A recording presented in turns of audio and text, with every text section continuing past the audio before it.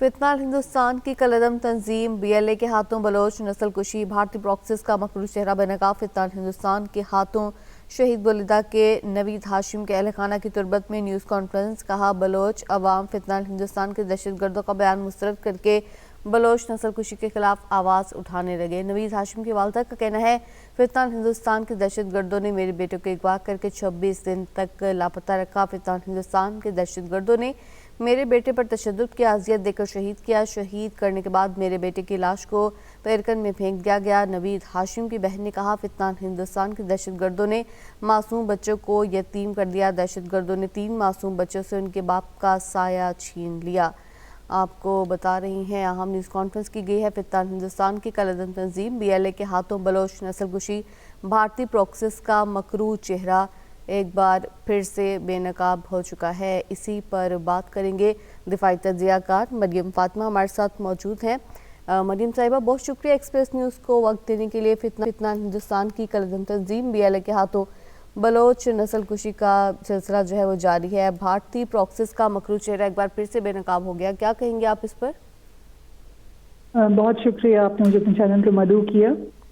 یہ بہت اہم ہے کہ ہم یہ سمجھیں کہ اپنے اہداف کے حصول کے لیے، اور وہ اہداف جو ہے پریڈومیننٹلی وہ پاکستان اور خاص طور پہ بلوچستان کی ڈیسٹیبلائزیشن ہے، ان تمام بلوچ سیپریٹسٹ اور سیسیشنسٹ گروپس کے لیے جو کہ اس وقت BLA یا BLF یا BRA کے نام سے ہیں، اور اس کے ساتھ اور ملحقہ ان کے گروپس ہیں جو کہ سب کے سب فنڈڈ ہیں اور پراکسی گروپس کے طور کے اوپر کام کر رہے ہیں۔ ان کی ٹریننگ، ان کی فنڈنگ انڈیا کی طرف سے ہے، اور کچھ اور بھی ممالک ہیں مڈل ایسٹ کے اندر، ایک آدھ ممالک اور اس کے علاوہ ویسٹ بھی، جو بہت ان کو کلیئرلی سپورٹ کر رہے ہیں تاکہ وہ ڈیسٹیبلائزیشن کریں اس ایریا میں۔ اور ظاہر ہے اس ایریا کے اندر ایسے کچھ معاملات ہیں جس کو ہم ریسورسز کی اور ان تمام چیزوں سے لنک کر سکتے ہیں کہ ان تمام پاور پلیئرز یا جو ہمارے ریجنل ہیں یا انٹرنیشنل ہیں، ان کا اس میں انٹرسٹ کیا ہے۔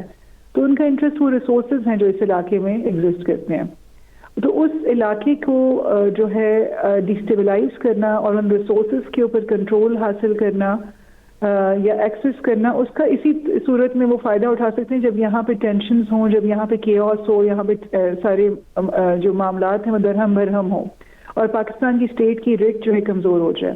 اب اس کے لیے جو یہ BLA جو تمام سیپریٹسٹ آرگنائزیشنز ہیں وہ ڈفرینٹ قسم کے ہتھ کنڈے اپنا رہی ہیں، اور اس میں کچھ یہ بھی ہے کہ وہ سویلین لوگوں کو اور معصوم لوگوں کو اٹھاتے ہیں and then they are taken اپنے کیمپس میں لے جا کے اور ان کو مار بھی ڈالتے ہیں اور ان کی باڈیز کچھ دنوں کے بعد ملتی ہیں۔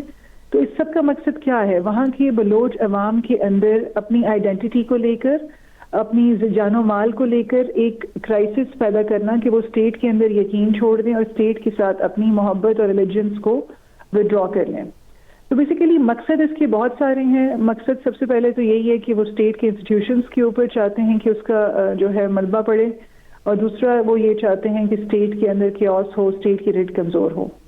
تو ان ساری جو میں نے آپ کو بیک گراؤنڈ بتایا، اور یہ بیک گراؤنڈ سے ہمارے پاکستانی جو تمام ہمارے شہری ہیں وہ واقف بھی ہیں۔ تو یہ جو ابھی جو ریسنٹ انسیڈنٹ ہوا ہے یہ بہت زیادہ ایک اگر ہم کہیں گے گلیئرنگ مینیفیسٹیشن ہے اس تمام ڈیسٹیبلائزیشن ایکٹیویٹی کی which has been undertaken by these separatist groups۔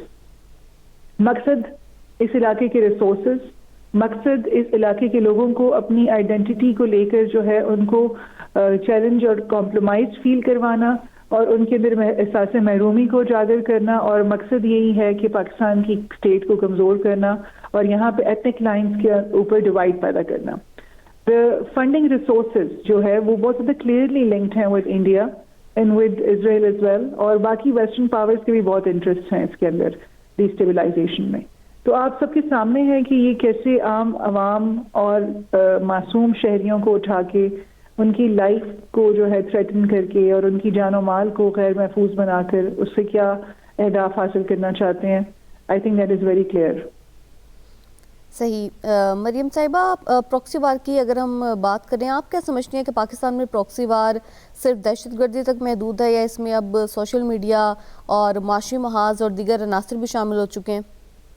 دیکھیے، جو اگر ہم پراکسی وار کی بات کرتے ہیں تو پراکسی وارز جو ہوتی ہیں پراکسی ملیٹنٹ گروپس بھی کر رہے ہوتے ہیں اور پراکسی نان ملیٹنٹ گروپس بھی کر رہے ہوتے ہیں۔ پراکسی وار جو ہے اس کو اگر ہم لے کے آئیں تو وہ ایک ایلیمنٹ ہے، اگر اس کو ہم امبریلا کے اندر لے کے آئیں، ہائبرڈ وارفیئر کا. ان ہائبرڈ وارفیئر کے ایمبٹ میں اگر آپ رہیں گے تو اس میں ایسی انفارمیشن کا پھیلانا جس سے لوگوں کے اندر جو ہے پینک پھیلے، یا وہ اپنے اسٹیٹ کو جو ہے وہ اس کے انسٹیٹیوشنز کے اوپر ان کو ٹارگٹ کریں، یا اپنے ملک کے اندر ان کا ایمان اور ان کی محبت کمزور ہو، یا وہ خود کو غیر محفوظ تصور کریں، یا وہ آپس میں ایتھنک ڈیوائڈز اور سیکٹیرین ڈیوائڈز اور پولیٹیکل پولرائزیشن کا شکار ہوں. یہ سب کے سب انفارمیشن وارفیئر میں آتے ہیں.